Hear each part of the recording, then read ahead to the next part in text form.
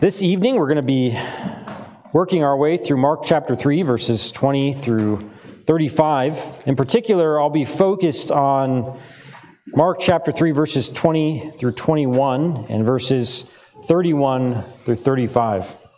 The reason I'm focusing particularly on these passages is that they run parallel.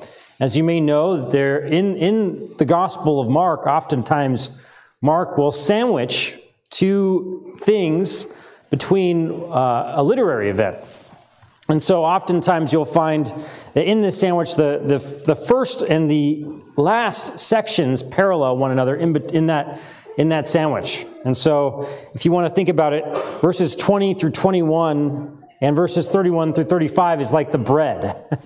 And verses 22 through 30 is like the meat. But we won't be dealing with the meat of the sandwich tonight.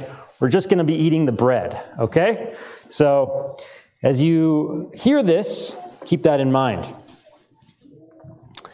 So Mark chapter 3, verses 20 through 35. Hear now the reading of God's inspired, infallible, inerrant, and authoritative word, given for you and for your edification. Give your careful attention to it.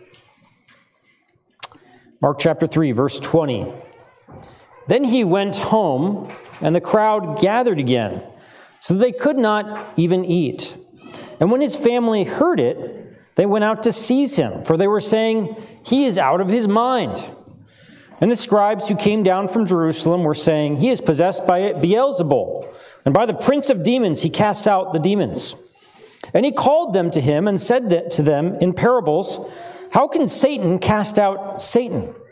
If a kingdom is divided against itself, that kingdom can..."